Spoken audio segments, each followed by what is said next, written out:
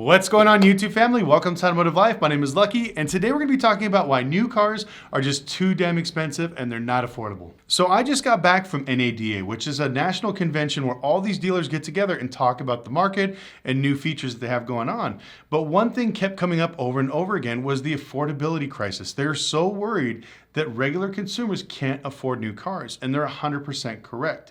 The way the market's been going the last few years is for some reason America pushes this option to have more features on their vehicles. Now, you can go to pretty much any country across the world and you could buy a brand new car for under $10,000. I know it sounds crazy. It's a lot of the same cars that we have here in the United States, but just with less features. Now, traditionally, a reason why America got so many cars that are so overpriced is because we have the ability to finance. Now, if you go to, let's say, Mexico, my friend's living down there right now. He drives a really awesome Suzuki Jimny. It's a brand new SUV. I think he paid $13,000 for it.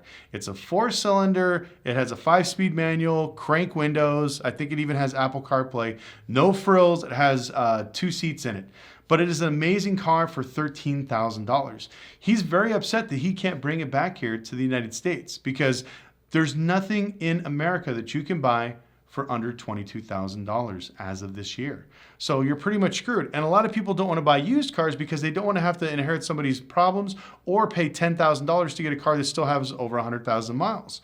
So what happened? What changed in our climate where every new car today costs over $22,000, and it all leads back to the banks and the financing.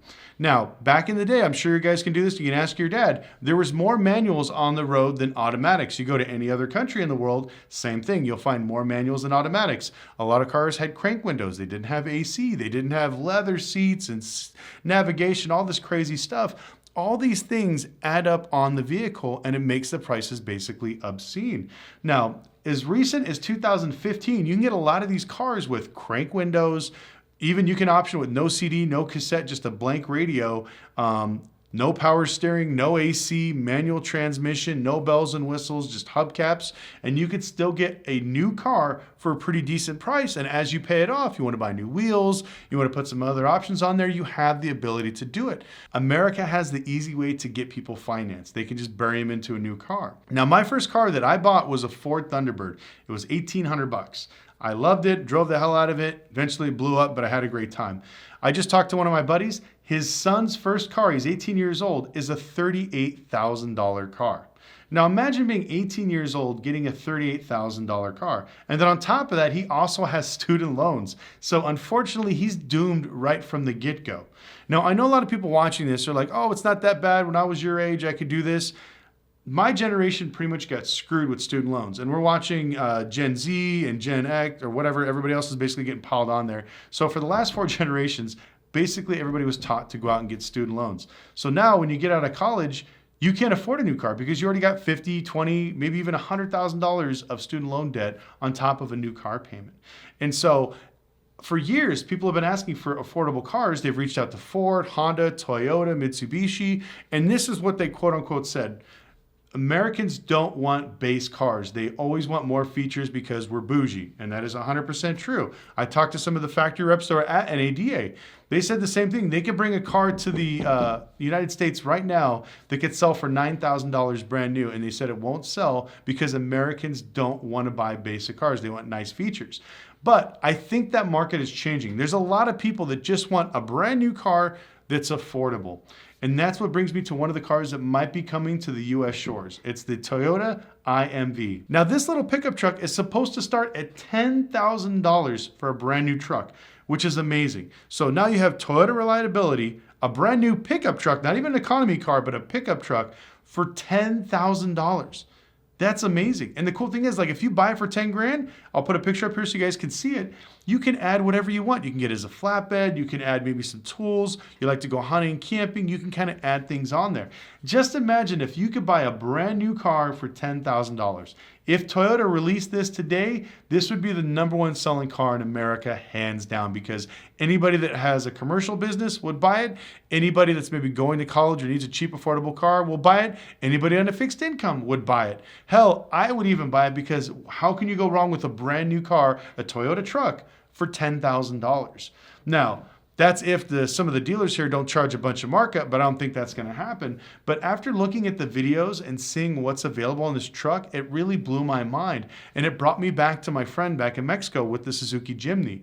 Now, I really want one of these Jimnys. I'm going to figure out a way where I can bring it in the United States. I'll find some way. But, you know, to buy a brand new SUV for $13,000 is great. And the funny thing is, if you go to other countries, you can see the same cars as ours in different countries for half the price because they don't have a lot of the features, the extras. And I know a lot of people are like, oh, well, they don't have as many airbags and safety features. Yes, that is true. There is basically a scale that you have to live by. You can get less features, less this, but yes, some of the cars do have maybe less safety options. They don't have 16 airbags. Maybe they only have 8, whatever the standards are. So some of these things do come into play when it comes to getting a cheaper vehicle. But that's entirely up to the buyer's discretion. But at the end of the day, if I could buy a brand new truck for $10,000, imagine how much more financially relieved I would be going on with my day-to-day operations, especially if you're somebody on a fixed income. You know, we all see inflation taking over the market and we see our day-to-day bills rising. It'd be nice to have a $10,000 car sitting back there. Well, you know what? I can afford this, $200 payment. It's not that bad. I'm sure insurance won't be that bad because it's not an expensive truck. And it would be much easier to get through this basically recession with something like this. This is what America needs right now. We don't need more luxury SUVs, more cars. I think the market has been skewed so much where we have so much available credit that everybody with a 600 credit score can buy an $80,000 car. As this market is changing, like I said, these credit companies are going to be crunching down. These banks are not going to be financing, and the need for these cheap, affordable trucks are going to be huge. There's going to be nothing out there that's affordable, and people are going to be getting buried in used cars with 100 to 200,000 miles, which actually I can't even say they already are. There's people out there I've literally seen with like 100,000 mile Chargers they paid $35,000 for. So something needs to change in our market. Now, if you were able to buy one of these trucks, would you buy it? I'd love to know your guys' opinion, so please put in the comment section below. Would you buy a car with crank windows, maybe no CD, no leather, nothing fancy, just a basic shell with 4 wheels and a motor? A good, solid transportation car, brand new, 0 miles for $10,000. Because I think this is very important because as we go into 2024, people are starting to come back down to reality. This literally reminds me of 2008. After 2008, all my friends were bougie, driving brand new cars. I had a few friends, I won't mention names because they still watch this channel. One of my buddies drove a Bentley Continental GT. He had a construction company, he was booming. When everything fell apart, we ended up selling him I think it was a Geostorm, if you guys even remember those things. And he drove that thing for years. And I remember when he was able to fix his credit, he was able to buy a brand new Civic. And he was so excited about getting that brand new Civic. He was more excited for that than he was driving the Bentley, which was hilarious. But I think that people need to basically come back down to reality. This shit of everybody being able to afford a $1,000 a month payment is absolutely ridiculous. 90% of the people out there that bought during the pandemic can't afford their cars. And this is what puts us in the automotive loan crisis of where we're at now. And also, like I said, it feeds those numbers telling these manufacturers that America doesn't want cheap cars. We want overpriced, expensive, bloated cars because we're stupid and we're willing to pay more than whatever it costs to get a car that we simply can't afford. This shit needs to end. Like I said, you can blame the banks, you can blame the dealers, but remember, you got to blame yourself because at the end of the day, they only supply with the market trends and we set the market trends. If we're dumb enough to overpay for cars, guess what? They're going to provide us with financing and cars that are just too expensive. Sorry about that. I had to go pick up a delivery. I've been waiting for this stuff. It's some parts for the G6x6. Also, today's video is very special because I posted a G-Wagon video this morning and then we're doing a car market follow-up as of right now. But anyways, I want to thank you guys so much for watching. Please, like I said, leave in the comment section below what you feel about the affordability of cars. Are they absolutely ridiculous? Do you have any makes, models, and tips that you like? If you know any cars that people are doing specials on, I've seen now that EVs are getting overpriced and they're sitting there. They're starting to mark them down, but I haven't seen any supply of cheap, affordable cars, basic economy cars. But if you know of any, please put in the comment section below because the whole purpose of this channel is to be transparent about the automotive industry.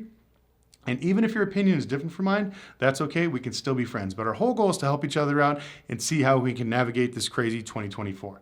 But once again, thank you so much for watching. If you've enjoyed this video, please smash the like button, subscribe. And also, if you follow me on Instagram, @LuckyLopez, I post funny, crazy stuff there all the time. And that's about it. You guys have a great one. We'll see you Wednesday.